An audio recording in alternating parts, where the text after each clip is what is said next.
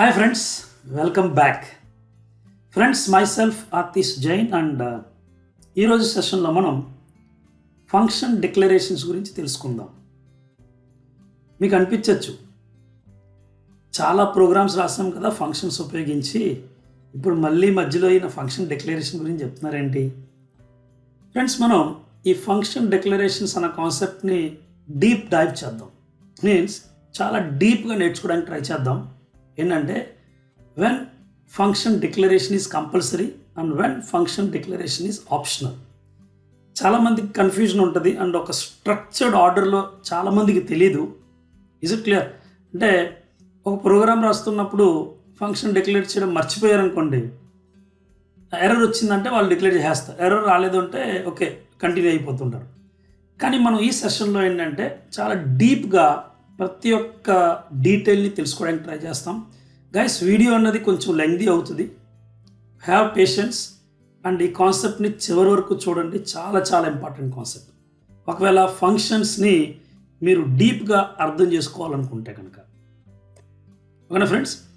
So ఈ 5 పాయింట్స్ని తెలుసుకోండి వన్ బై వన్ అండ్ ప్రతి ఒక్క పాయింట్ మీద నేను ఒక ఎగ్జాంపుల్ని ఎక్స్ప్లెయిన్ చేస్తాను. When function declaration is compulsory and when optional అన్న దాని గురించి చెప్తున్నాను. When function returns integer or void then declaration is optional. అంటే ఎప్పుడైతే కనుక ఫంక్షన్స్ ఇంటీజర్ని కానీ వాయిడ్ని కానీ డిక్లేర్ చేస్తున్నాయో అప్పుడు ఫంక్షన్ డిక్లరేషన్ అనేది ఆప్షనల్. అంటే డిక్లేర్ చేయకపోయినా పర్లేదు, మనం ప్రోగ్రామ్ రాసుకుంటూ వెళ్ళిపోవచ్చు. Okay, next. When function is not declared, then the function is declared implicitly by the compiler. ఎప్పుడైనా ఒక పాయింట్ గుర్తుపెట్టుకోండి, మీరు ఫంక్షన్స్తో వర్క్ చేసేటప్పుడు 3 స్టేజెస్ ఉంటాయి ఫంక్షన్స్కి, or we can say 3 components ఉంటాయి: డిక్లరేషన్, ఇన్వోకేషన్, డెఫినేషన్.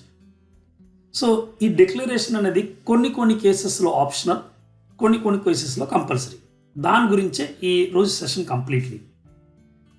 మీరు ఎప్పుడైతే కనుక ఫంక్షన్ని డిక్లేర్ చేయడం మానేసారో ఆర్ డిక్లేర్ చేయలేదో ఇప్పుడు ఏం చేస్తుందంటే కంపైలరే ఇంప్లిసిట్గా అంటే ఇంటర్నల్గా ఫంక్షన్ని డిక్లేర్ చేయడం జరుగుతుంది. అండ్ కంపైలర్కి తెలియదు కదా మరి ఈ ఫంక్షన్ ఒక బిహేవియర్. సో ఏంటంటే డిఫాల్ట్ రిటర్న్ టైప్ ఇంటీజర్ని కింద కన్సిడర్ చేసి ఫంక్షన్ని డిక్లేర్ చేయడం జరుగుతుంది. మీన్స్ మీరు డిఫైన్ చేసే ఫంక్షన్ కూడా ఒకవేళ ఇంటీజర్ని రిటర్న్ చేసేటట్టు అయితే డిక్లరేషన్ అనేది కంపైలర్ ఇచ్చిన డిక్లరేషన్ ఉంటే చూసారా, దాంతో సరిపెట్టుకోవడం జరుగుతుంది అండ్ మీ ప్రోగ్రాంలో ఎర్రర్ రాదు. కానీ మీరు ఎప్పుడైతే కనుక ఒక ఫంక్షన్ని డిఫైన్ చేశారు అండ్ అది అదర్ దాన్ ఇంటీజర్ వాల్యూని రిటర్న్ చేస్తుంది, అప్పుడు ఖచ్చితంగా మీకు ఎర్రర్ వస్తుంది. ఎందుకంటే మీరు ఫంక్షన్ని డిక్లేర్ చేయలేదు, డిక్లేర్ చేయండి అని చెప్పడం కోసం. సో ఒకవేళ మీరు ఫంక్షన్స్ని మెయిన్ పైన డిఫైన్ చేస్తే, మీన్స్ థర్డ్ పాయింట్ చెప్తాను చూడండి. When function is defined means for return types other than integer and void. అంటే ఇంటీజర్ అండ్ వాయిడ్ కాకుండా మిగతా ఏ రిటర్న్ టైప్తో మీరు వర్క్ చేసినా అవి ఒకవేళ మెయిన్ పైన డిఫైన్ చేస్తే, అంటే ఫంక్షన్ని మీరు మెయిన్ పైన గ్లోబల్గా డిఫైన్ చేస్తే అప్పుడు కూడా ఫంక్షన్ డిక్లరేషన్ అనేది optional. And rest of all other cases it is compulsory. And function ఒకవేళ ఒక వాల్యూని రిటర్న్ చేస్తుంది అంటే అది కేవలం ఒక వాల్యూని మాత్రమే రిటర్న్ చేస్తుంది. మళ్ళీ చెప్తున్నాను, function returns one and only one value. ఓకేనా ఫ్రెండ్స్?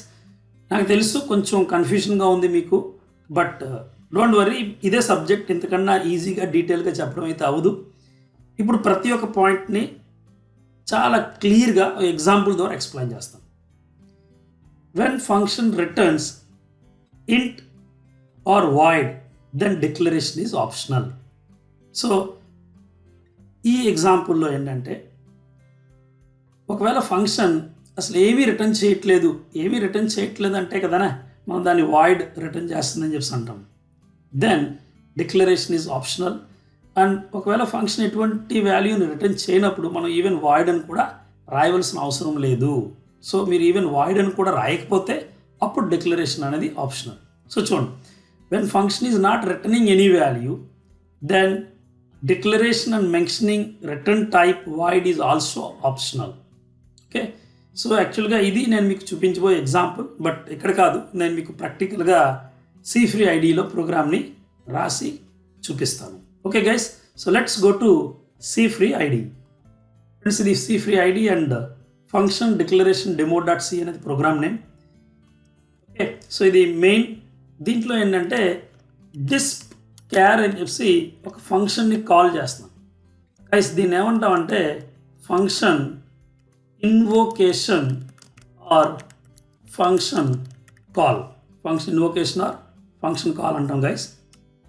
నెక్స్ట్, నేను ఫంక్షన్ని డిక్లేర్ చేయలేదు, కేవలం కాల్ చేస్తాను. అండ్ ఇప్పుడు ఫంక్షన్ని డిఫైన్ చేస్తున్నాను.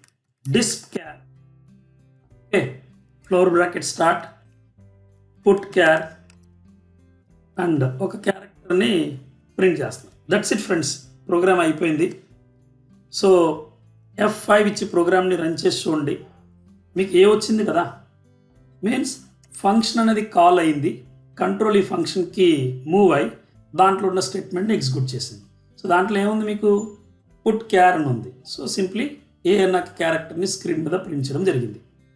చూడండి, ఈ ఫంక్షన్ ఎటువంటి వాల్యూని రిటర్న్ చేయట్లేదు కాబట్టి, నేను వాయిడ్ అని కూడా రాయలేదు కాబట్టి ఫంక్షన్ని డిక్లేర్ చేయవలసిన అవసరం లేదు.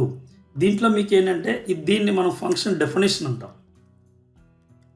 మనం ఫంక్షన్ డెఫినేషన్ అని చెప్పి అంటాం. దీన్ని మనం ఫంక్షన్ ఇన్వోకేషన్ అంటాం. అంటే ఫస్ట్ కాంపోనెంట్ చూసారా, ఫంక్షన్ డిక్లరేషన్, అది రాయలేదు. ఓకే, నెక్స్ట్ ఇక్కడ ఇంకొక చాలా ఇంపార్టెంట్ పాయింట్ చెప్తాను. ఒకవేళ పొరపాటున మీరు ఇక్కడ రిటర్న్ టైప్ వాయిడ్ అని మెన్షన్ చేశారనుకోండి, ఎందుకంటే ఏమీ రిటర్న్ చేయట్లేదని చెప్పి, అండ్ ఇప్పుడు రన్ చేసి చూడండి ఈ ప్రోగ్రామ్ని ఒకసారి. F5 ఎర్రర్ వస్తుంది కదా, ఎందుకంటే మీరు వాయిడ్ అని రాశారు కాబట్టి ఇప్పుడు డిక్లరేషన్ అనేది కంపల్సరీ అయిపోయింది.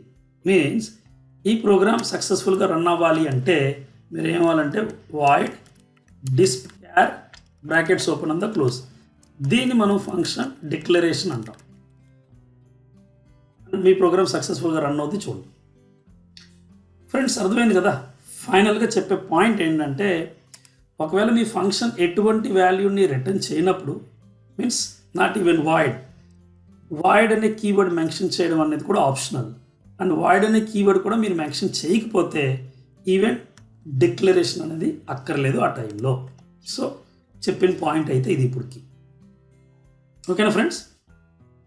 నెక్స్ట్ సెకండ్ పాయింట్ ఏంటంటే, when the function is returning an integer value, is it clear? When the function is returning an integer value, then also function declaration is optional.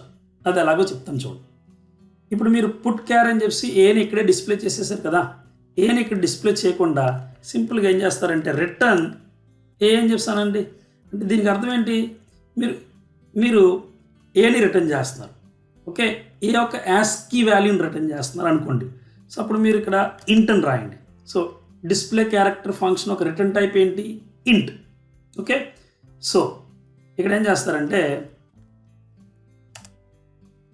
printf /n ASCII code of a is అని ఇచ్చి %d comma, మీకు ఈ ఏ అన్న character ఎక్కడి నుంచి వస్తుంది, డిస్ప్ క్యార్ function నుంచి కదా. సో డిస్ప్ క్యార్ ఫంక్షన్ని కాల్ చేయండి. ఫ్రెండ్స్, ఈ ఫంక్షన్ ఏంటంటే function returning integer value. Is it clear? So చెప్పాను కదా, when the function is returning integer value then also function declaration is optional. చూడండి కావాలంటే, చూసారా, ASCII code of A is 97 అని వచ్చింది. ఎందుకంటే మీరు డిస్ప్ క్యార్ అనే ఫంక్షన్ ద్వారా ఇంటీజర్ని రిటర్న్ చేస్తున్నారు. ఓకేనా గైస్, ఇంకొక ఇంపార్టెంట్ పాయింట్ చెప్తాను చూడండి. ఒకవేళ మీరు ఇప్పుడు దీన్ని ఇంటీజర్ కింద కాకుండా ఏని ఏ కిందే రిటర్న్ చేయాలనుకుంటున్నారు. సో అప్పుడు మీ రిటర్న్ టైప్ ఏమని మారుతుంది, క్యారెక్టర్ అని మారుతుంది. ఓకే, సో ఎప్పుడైతే కనుక మీరు క్యారెక్టర్ని రిటర్న్ చేస్తున్నారో ఇక్కడ క్యారెక్టర్ని ప్రింట్ చేయండి. సో ఫార్మాట్ స్పెసిఫైర్ కూడా చేంజ్ చేసాను ఫ్రెండ్స్, చూడండి %c. ఓకే, నా guys tell me what's your return type. Your return type is character. Program run చేయండి ఒకసారి.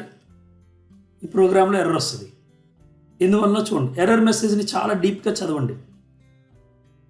Implicit declaration of disp char was here means మీరు డిస్ప్ క్యార్ ఫంక్షన్ని declare చేయలేదు. చూడండి ఇక్కడ మీరు డిక్లేర్ చేయలేదు కాబట్టి కంపైలర్ డిస్ప్ క్యార్ ఫంక్షన్ని ఇంప్లిసిట్గా డిక్లేర్ చేయడం జరిగింది. అండ్ కంపైలర్ ఎప్పుడైతే కనుక ఇంప్లిసిట్గా ఈ డిస్ప్ క్యార్ ఫంక్షన్ని డిక్లేర్ చేసిందో ఆ కంపైలర్కి ఈ ఫంక్షన్ మీద అవగాహన లేదు కదా. సో రిటర్న్ టైప్ని ఇంటీజర్ కింద కన్సిడర్ చేసింది. సో ఇక్కడ మీకు రిటర్న్ టైప్ మిస్ మ్యాచ్ అయింది కదా. సో దానికోసం మీరు ఏం చెప్పాలంటే ఇంప్లిసిట్ డిక్లరేషన్స్లో రిటర్న్ టైప్ అనేది బై డిఫాల్ట్ ఇంటీజర్ టైప్ ఉంటుంది. కానీ మీ ఫంక్షన్ ఇంటీజర్ని రిటర్న్ చేయట్లేదు, క్యారెక్టర్ని రిటర్న్ చేస్తుంది. సో ఆ కేసులో ఏం చెప్పాలంటే ఎక్స్ప్లిసిట్గా మీరు కంపైలర్కి చెప్పాలి. ఏమని, mister compiler please look here, I'm writing a function called disp char that is going to return character. అంటే ఈ ఫంక్షన్ డిక్లరేషన్, దీన్ని మనం ఫంక్షన్ డిక్లరేషన్ అంటాం ఫ్రెండ్స్. ఓకే, ఫంక్షన్ డిక్లరేషన్ అంటాం. ఈ ఫంక్షన్ డిక్లరేషన్లో మీకు ఏం తెలుస్తుంది చూడండి, ఫంక్షన్ పేరు డిస్ప్ క్యార్, ఫంక్షన్ ఒక రిటర్న్ టైప్ క్యారెక్టర్ అని తెలుస్తుంది. సో ఈ డిక్లరేషన్ అండ్ ఈ డెఫినేషన్ మ్యాచింగ్ సరిపోయింది కదా. సో ఇప్పుడు మీకు ఎర్రర్ రాదు, ప్రోగ్రామ్ అనేది కంఫర్టబుల్గా రన్ అవుతుంది. Okay, and ASCII code of A is a అని ప్రింట్ అయింది, ఎందుకంటే మనం క్యారెక్టర్ని క్యారెక్టర్ కింద ప్రింట్ చేస్తున్నాం కాబట్టి. ఓకే, సో ఇక్కడ యాస్కీ కోడ్ అని చెప్పి కాకుండా ద క్యారెక్టర్ ఈజ్ అని మెసేజ్ రాస్తే బాగుంటుంది. ద క్యారెక్టర్ ఈజ్ అని మెసేజ్ రాస్తే బాగుంటుంది. ఫ్రెండ్స్, చాలా చాలా ఇంపార్టెంట్ పాయింట్ ఇంకోటి, ఒకవేళ మీరు ఈ ఫంక్షన్ డెఫినేషన్ని గ్లోబల్గా కనుక డిఫైన్ చేస్తే, గ్లోబల్ డెఫినేషన్ అంటే ఈ ఫంక్షన్ని తీసుకెళ్ళి మీరు మెయిన్ పైన డిఫైన్ చేస్తే అప్పుడు డిక్లరేషన్ అనేది ఆప్షన్. అంటే మీరు మెయిన్ పైన పెట్టారు కదా. సో ప్రోగ్రామ్ ఎగ్జిక్యూషన్ అవ్వకముందే మీ కంపైలర్ తెలుసుకుంటుంది డిస్ప్ క్యార్ అనే ఫంక్షన్ క్యారెక్టర్ని రిటర్న్ చేస్తుంది. సో ఇంకా డిక్లరేషన్ అనేది ఈ కేసులో మళ్ళీ ఆప్షనల్, అంటే అక్కర్లేదని అర్థం. చూడండి కావాలంటే F5. ఫ్రెండ్స్ అర్థమైంది కదా. సో ఇవి friends different variations of function declarations.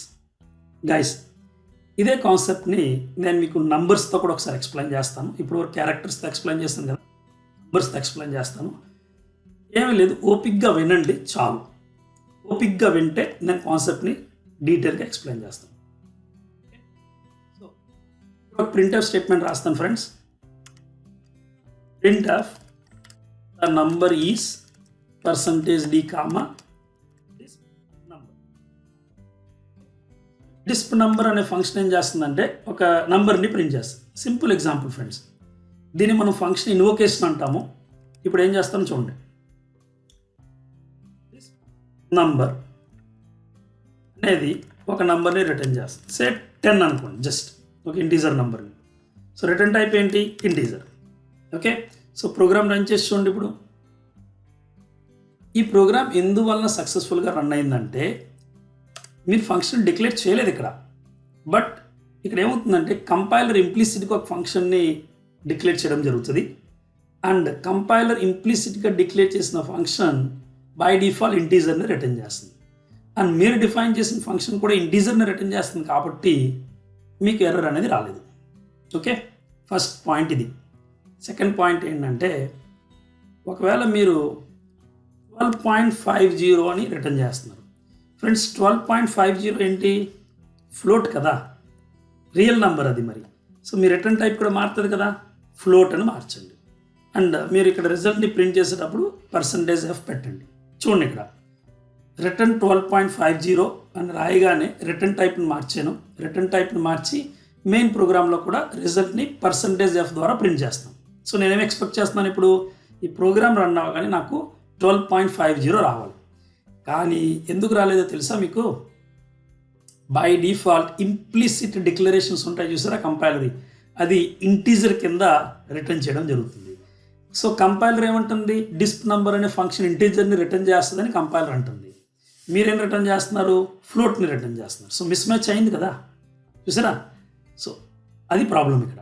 మరి ఈ ప్రాబ్లమ్ని ఎలా సాల్వ్ చేయాలి, ఈ ప్రాబ్లమ్ని 2 రకాలుగా సాల్వ్ చేయొచ్చు. ఒకటి, మీరు ఎక్స్ప్లిసిట్గా ఫంక్షన్ని డిక్లేర్ చేసి, ఎలాగా, రిటర్న్ టైప్ చెప్పండి ఫ్లోట్, డిస్ప్ నంబర్ అని చెప్పి మీ ఫంక్షన్ నేమ్ రాయండి, దట్స్ ఇట్, ప్రాబ్లమ్ సాల్వ్ అయిపోయింది ఫ్రెండ్స్. కావాలంటే రన్ చేసి చూడండి. 12.50 వచ్చింది కదా friends. So this is one way of solving this problem. మీరు అంటారు నాకు అసలు డిక్లరేషన్ అక్కర్లేదండి, నేను అసలు ఫంక్షన్ని డిక్లేరే చేయను అంటారు. అప్పుడు ఏం చేస్తారంటే ఈ డెఫినేషన్ చూసారా, ఈ ఫంక్షన్ డెఫినేషన్ మీరు మెయిన్ కింద రాశారు, దీన్ని తీసుకెళ్ళి గ్లోబల్ డిక్లరేషన్స్లో పెట్టేయండి. అంటే మెయిన్ పాయింట్ రాసింది, దట్స్ ఇట్. సో ఈ సిచ్యువేషన్లో కూడా మీ ఫంక్షన్ డిక్లరేషన్ అనేది ఆప్షనల్. కావాలంటే ప్రోగ్రామ్ని రన్ చేసి చూపిస్తాను చూడండి. ఎస్ గైస్, సక్సెస్ఫుల్గా రన్ అయింది కదా. ఓకే, సో ఫ్రెండ్స్ ఇవి different variations of function declarations and function declarations compulsory. అంటే when function declaration is optional and when function declaration is compulsory అన్న దాని మీద నేను మీకు కొంచెం నాలెడ్జ్ని ఇచ్చాను. గైస్, ఒకవేళ ఈ వీడియో అన్నది మీకు ఇంట్రెస్టింగ్ అనిపిస్తే ఆర్ వీడియోని విన్న తర్వాత మీకు అనిపించింది నేను చాలా కొత్త విషయాలు తెలుసుకోగలిగాను అని అనిపిస్తే డెఫినెట్గా ఈ వీడియో కింద కామెంట్ పెట్టండి, ఛానల్ని సబ్స్క్రైబ్ చేయండి అండ్ వీడియోని కూడా లైక్ చేసి మీ ఫ్రెండ్స్ అండ్ ఫ్యామిలీ మెంబర్స్కి షేర్ చేయండి. Thank you so much friends. Bye, take care and see you in next video.